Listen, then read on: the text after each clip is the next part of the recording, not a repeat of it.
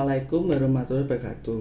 Di sini saya akan menjelaskan dasar elektrostatik. Sebelumnya perkenalkan, nama saya Abil Qasim dengan NIM 40040625650042 dari kelas reguler B.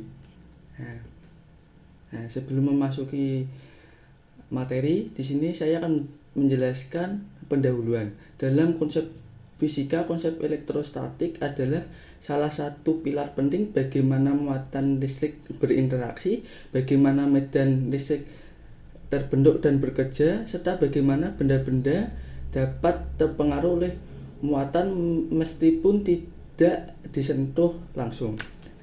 Di sini saya akan menjelaskan ulang materi dari video Profesor Lewis mengenai yang pertama muatan listrik, gaya kolom, dan polarisasi. Selanjutnya yang kedua medan listrik, superposisi, pengisian induksi, dan dipol terinduksi.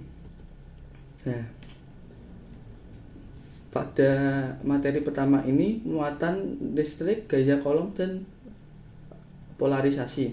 Yang pertama muatan listrik positif dan negatif, yang kedua hukum kolom, yang ketiga demonstrasi polarisasi dan induksi. Muatan listrik positif dan negatif. Muatan listrik memiliki sifat dasar yang dimiliki partikel seperti elektron dan proton. Di sini di satu partikel itu memiliki muatan listrik positif dan yang ini negatif, yang pada A dan B. Pada saat jenis muatan ini positif akan mengeluarkan elektron, sedangkan pada muatan negatif akan menarik elektron. Pada yang C ini, ketika dua muatan positif ketemu positif akan tolak menolak. Ini juga pada muatan negatif ketemu negatif akan tolak menolak. Sedangkan kalau muatan positif ketemu negatif akan tarik menarik, dikarenakan muatan positif akan mengeluarkan elektron, sedangkan muatan yang negatif akan menarik elektron. Jadi ini akan tarik menarik. Selanjutnya hukum kolom. Dari fenomena muatan listrik positif dan negatif itu akan ada fenomena tarik menarik dan tolak menolak. Ini akan muncul gaya yang gaya ini pada gaya Q1 dipengaruhi oleh Q2. Dirumuskan dengan K kali Q1 kali Q2 per R kuadrat, yaitu jarak. Ditentukan oleh vektor Q1 dan Q2. Jika salah satu muatan bernilai negatif dan satunya bernilai negatif, gaya tersebut akan tolak menolak gitu.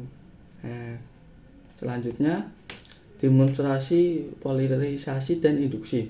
Prof. Lewis melakukan demonstrasi yang menarik. Dia mendekatkan batang kaca bermuatan positif ke sebuah balon netral. Meskipun balon bermuatan netral, balon tersebut tarik ke batang dikarenakan induksi. Dalam sebuah logam konduktor, elektron dapat berpindah ketika batang muatan positif diletakkan. Elektron dalam balon akan terdorong ke sisi yang lebih dekat ke batang, sementara sisi jauh menjadi muatan positif Hasilnya sisi dekat menjadi negatif relatif terhadap sisi yang jauh sehingga timbul gaya tarik ke batang. Pada isolator non-konduktor, elektron tidak bergerak bebas, namun elektron dalam atom atau molekul sedikit tergeser. Ini menyebabkan munculnya dipol terinduksi. Dipol terinduksi salah satu sisi satu menjadi negatif, sisi lain sedikit positif. Meskipun efeknya kecil, jarak yang dekat membuat gaya tarik antara benda netral dan benda bermuatan menjadi nyata. Jadi pada hukum Coulomb, F ini gaya Coulomb atau gaya listrik berbanding terbalik dengan jarak. Jadi ketika jaraknya semakin dekat atau semakin kecil, jadi gaya yang dihasilkan itu akan lebih besar. Gaya ini berbanding terbalik dengan jarak. Nah, Profes juga menunjukkan bahwa ketika balon adalah non-konduktor, ia dapat tertarik karena proses perpindahan elektron secara lokal pada atom-atomnya. Demonstrasi ini membantu siswa melihat bagaimana konsep muatan dan interaksi tidak hanya berlaku pada benda non-konduktor, tetapi juga benda isolator. Nah, selanjutnya yang kedua yaitu medan listrik, superposisi, pengisian induksi, dan dipol terinduksi. Nah, materi yang pertama yaitu definisi dan karakteristik medan listrik. Yang kedua, prinsip superposisi medan listrik. Yang ketiga, pengisian induksi. Yang keempat, dipol terinduksi. Nah, di sini saya akan menjelaskan definisi dan karakteristik medan listrik. Medan listrik dilambangkan E. Pada suatu titik ada gaya persatuan muatan uji positif yang diletakkan di titik tersebut dengan menggunakan hubungan pada hukum Coulomb sama dengan K per Q0 kali Q per R kuadrat atau jarak kuadrat. Nah, ketika Q0 nya diganti 1 dan Q nya yaitu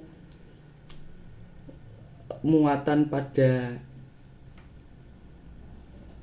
besarnya muatan pada Q1, jadi kalau Q1 ini digantikan 1 akan menjadi E sama dengan K per Q per R kuadrat. K ini adalah konstanta.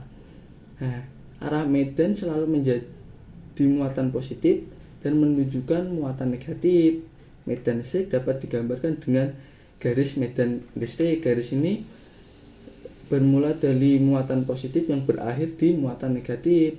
Kepadatan garis menandakan besarnya medan. Meskipun rapat, medan semakin kuat.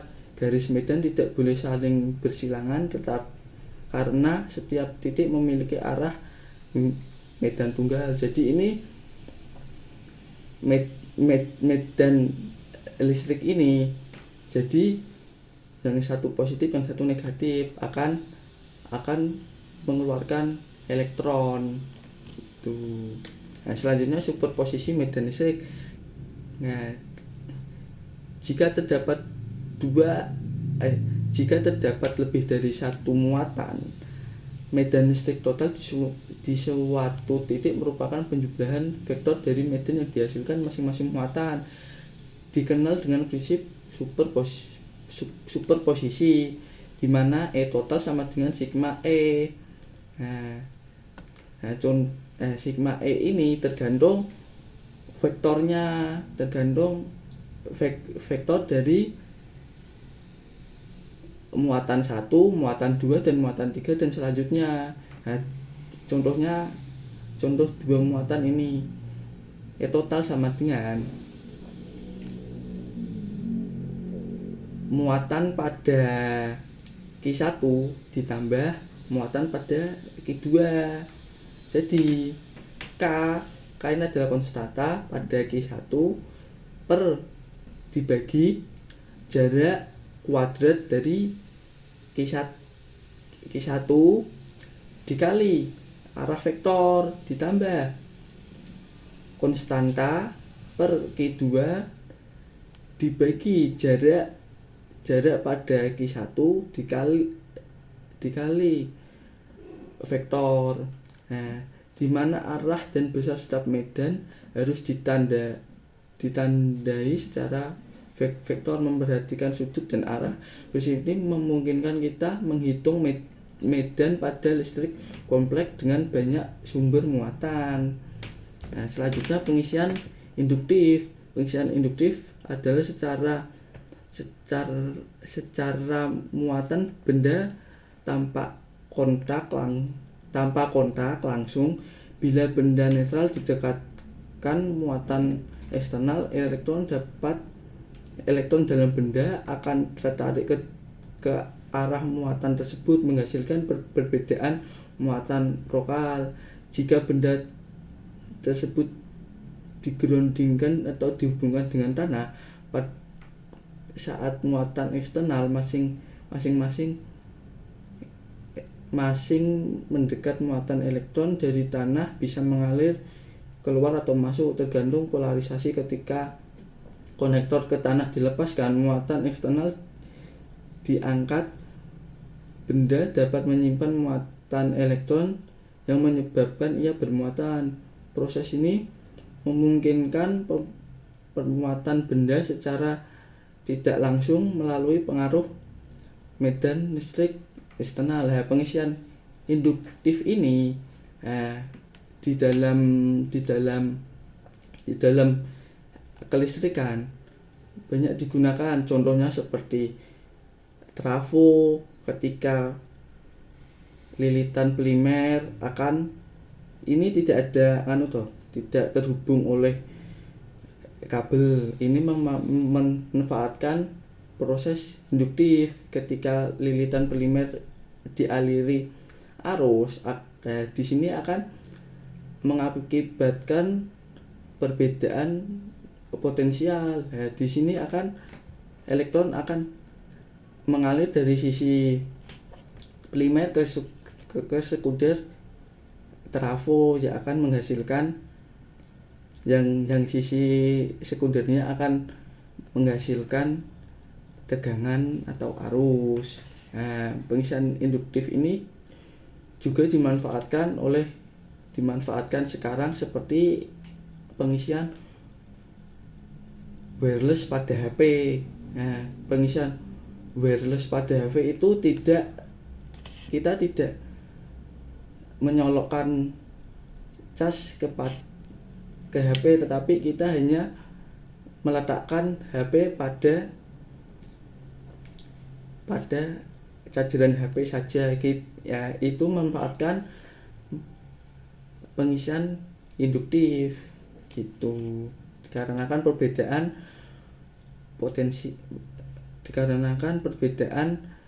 potensial. Nah, selanjutnya dipol terinduksi. Dipol terinduksi terjadi ketika suatu benda netral, terutama isolator, benda dalam medan listrik eksternal menyebabkan muatan positif dan negatif lokal sendiri berpindah di dalam molekul atau atomnya. Meskipun benda keseluruhan tetap netral, pergeseran elektron dalam atom menghasilkan distribusi internal yang mirip dipol induksi. Di satu sisi sedikit negatif, sisi lain sedikit positif. Benda ini dapat merespon medan eksternal seperti dipol sejati. Meskipun efek biasanya kecil, kombinasi polarisasi lokal ini dapat menghasilkan gaya yang menahan, menarik atau menolak terhadap orientasi relatif medan dan benda.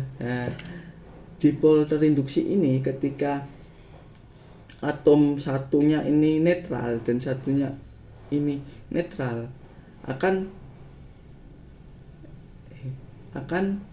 elektron ini bisa akan berpindah ke atom yang pada muatan ini yang positif akan berpindah negatif, negatif ini akan berpindah ke positif. Nah, yang menyebabkan yang satu ini menjadi positif, yang satu ini menjadi negatif gitu. Nah, di sini saya akan menyimpulkan semua materi yang sudah saya jelaskan, bahwa seluruh fenomena elektrostatik berawal dari muatan listrik sebagai sumber utama induksi listrik di alam. Muatan positif dan negatif berinteraksi sesuai dengan hukum Coulomb yang sudah saya jelaskan tadi, yaitu gaya antara dua muatan sebanding dengan hasil kali besar muatannya dan berbanding terbalik dengan kuadrat jarak.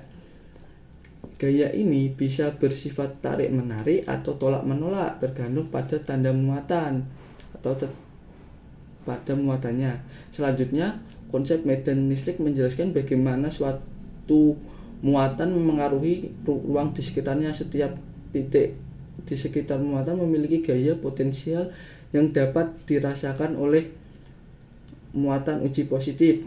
Medan listrik bukan hanya gaya antara dua benda, tetapi merupakan sifat ruang akibat adanya muatan. Prinsip ini superposisi memungkinkan kita menghitung medan total dari banyak muatan dengan menjumlahkan vektor medan masing-masing. Fenomena polarisasi dan induksi menunjukkan bahwa benda netral dapat memengaruhi oleh medan listrik eksternal pada konduktor.